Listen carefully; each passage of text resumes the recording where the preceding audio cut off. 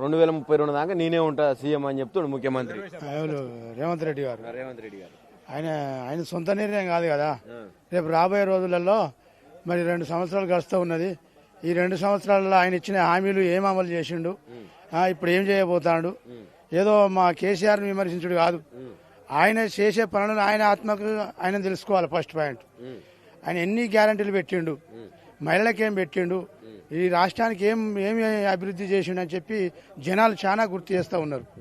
ఆయన పెద్దగా చేసింది ఏం లేదు, ఇప్పటికీ చూసింది కూడా ఏం లేదు. ఆయన రేవంత్ రెడ్డి గారు కాబోయే మళ్ళా ముఖ్యమంత్రి గారు కేసీఆర్ అవుతాడు. కేసీఆర్ వచ్చినాకనే ఈ పనులన్నీ మళ్ళీ అమలు జరుగుతాయి, ఈ పథకాలన్నీ అమలు జరుగుతాయి. తప్పక కేసీఆర్ ను ముఖ్యమంత్రి. రేవంత్ రెడ్డి ఏమో ఒక పక్క అసలు కేసీఆర్ మొత్తం నాశనం చేసిండు రాష్ట్రాన్ని అంతా, ఆయనను ఉరిదీయాలి, రాళ్లతో కొట్టి చంపాలంటుండు. నువ్వేమో మళ్ళా ముఖ్యమంత్రి అవుతాడు అంటున్నావు. అవుతాడు. ఇప్పుడు రేవంత్ రెడ్డే కదా ఇవన్నీ చెప్పింది, నేను చేస్తా అని.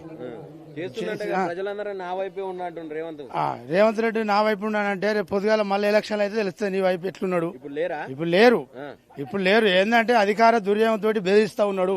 మీకు ఇండ్లు ఇయ్యను, మీకు పెన్షన్లు ఇయ్యను, మీకు ఇవి వచ్చే పనుసులన్నీ రానియను అన్న దృష్టి మీద జనాలు అట్లా ఆగుతారు తప్ప ఒక్కసారి ఆయన ఎలక్షన్ పెట్టి చూస్తే ఆయనకే అర్థమైపోతుంది. ఆయనకే మొత్తం అర్థమైపోతుంది. ఎలక్షన్లలో కూడా మాదే పై చేయి ఉంది, మా కాంగ్రెస్ నుంచి నిలబడ్డటువంటి అభ్యర్థులు గెలిచిరు ఎక్కువ శాతం అని మురుస్తుండడు. ఆయన వాళ్ళ అభ్యర్థులు అందరూ ఆయన గెలిస్తే ఇవాళ జనాలు ఇట్లా తిరగబడరు.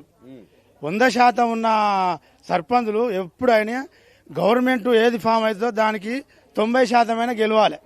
ఏది సర్పంచులు 90% గెలవాలి. అధికారం ఉన్న పార్టీ 90% గెలవాలి.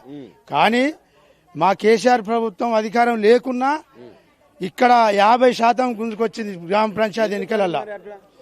ఎందుకు ఎఫెక్ట్ ఏడుందంటే ఆయన పెట్టిన పథకాలు అమలు చేయలే. ఎవరు? రేవంత్ రెడ్డి. ఆయన పెట్టిన 2500 అన్నాడు. ఆ తర్వాత ఇప్పుడు నిన్న కూడా సీతక్క మాట్లాడుకుంటా మేము వాళ్ళకు మహిళా సంఘాలకు సంబంధించి వాళ్ళకు కోట్లకు పైసలు ఇస్తున్నాం, నిధులు ఇస్తున్నాం అని చెప్పింది. ఇంకేం కావాలి? ఇటు మహిళలకు మంచిగా చేస్తున్నట్టు ముసలి పెన్షన్లు పెంచిందంట. ఈ రైతులకేమో నిన్నమొన్నటి దాకా కష్టపడ్డ యూరియా గురించి ఈ రోజు ఏదో యాప్ తెచ్చిండు. ఇంకేం కావాలి మీకు? ఇప్పుడు గత గవర్నమెంట్ ఉన్నప్పుడు యూరియాకు యాప్లు లేవు, ఆఫీసులు లేవు. ఎవరు ఆటో డ్రైవర్కు 2000 ఇచ్చినా 10 బత్తాలు వేసుకొని వచ్చి ఇంటికాడ వేసిన రోజులున్నాయి.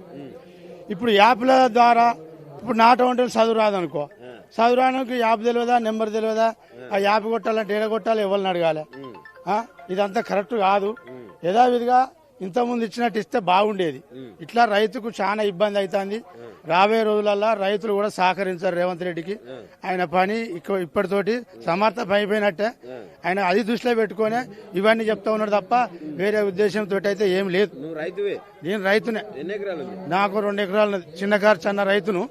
నేను రైతుగా ఒక చిన్నకారు రైతుగా చెప్పు, గతంలో 10 సంవత్సరాలలో రైతులు మంచిగా ఉన్నారా, ఇప్పుడు మంచిగా ఉన్నారా? పంటలు అప్పుడు మంచిగా పండినా ఇప్పుడు మంచిగా పండుతున్నాయి? అప్పుడు కంటే ఇప్పుడు తక్కువ పండుతున్నాయి. ఇబ్బంది అవుతుంది రైతులకు. అప్పుడు ఎవరికి డబ్బులు ఇచ్చి పంపినా ఆ రైతు కనెక్ట్ ఆటో డ్రైవరు బస్తాలు టైంకి తెచ్చేది.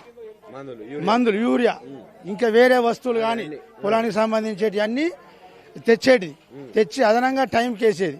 కానీ ఈ రేవంత్ రెడ్డి గవర్నమెంట్ వచ్చిన కానీ అసలు పంట కూడా దిగుబడి లేదు, చాలా పంటలు కూడా లేదు.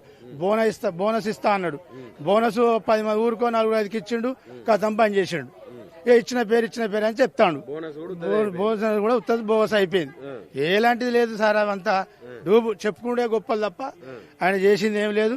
ఇప్పటికి కూడా చేయబోయేది కూడా ఏం లేదు. అయిపోయా, ఆయన రాలేడు. నేను బీఆర్ఎస్ పార్టీ కాకుండా నన్ను వదిలిపెట్టి వేరే వాళ్ళ రైతులను అడుగు, ఎటుగానులను కూడా అడుగు. ఇదే మాట అడుగు. వాళ్ళు ఏ ప్రశ్న చెప్తారో దానికి మీరు స్పందించండి. మీరంటే సంతోషంగా లేరు, సాటిస్ఫాక్షన్ లేదు మీకు ఈ గవర్నమెంట్ లో. కనీసం కాంగ్రెస్ లో వాళ్ళని నమ్మి ఓట్లు వేసిన జనాల కన్నా ఉందా? లేదు. నమ్మి వాళ్ళు మా బీఆర్ఎస్ మహిళలు కాదు, ప్రతి పార్టీలో మహిళలు ఉన్నారు. మహిళా సంఘాలు ఉన్నారు. కంసానికి సొంత పార్టీలో ఉన్న కాంగ్రెస్ మహిళల కన్నా ఆ తులం బంగారం అనేది ఇచ్చినవా? సరే, వేరే పార్టీ మహిళలకి మీ సొంత పార్టీల మహిళలే వ్యతిరేకిస్తూ ఉన్నారు. మేము నమ్మి తులం బంగారం 2500 ఇస్తామంటేనే నమ్మి ఓటేసినామని చెప్పి వాళ్ళు భయానికి వేసిర్రు నమ్మి. ఇప్పుడు అట్లా ఆ మాట కూడా నమ్మే పరిస్థితి లేదు. మేము ఏదో నమ్మేసినాం, మంచి నాయకుని ఓడగొట్టుకున్నామని చెప్పి వాళ్ళే అంటున్నారు. కాంగ్రెస్ మహిళలు అంటున్నారు. మీకు సాక్ష్యం కూడా వినిపిస్తారు. లేదు సార్, లేదు. మరి ఏం చెప్తారు రేవంత్ రెడ్డి ఫైనల్? ఏం లేదు, ఆయన వచ్చేది కేసీఆర్ గవర్నమెంట్. ఈయన చెప్పుడే తప్ప చేసేది ఏం లేదు, ప్రజలకు కూడా ఒరిగేది ఏం లేదు. అంతే, ఏం చేయలేదు. మాటల వరకే అది పరిమితం అయిపోయింది.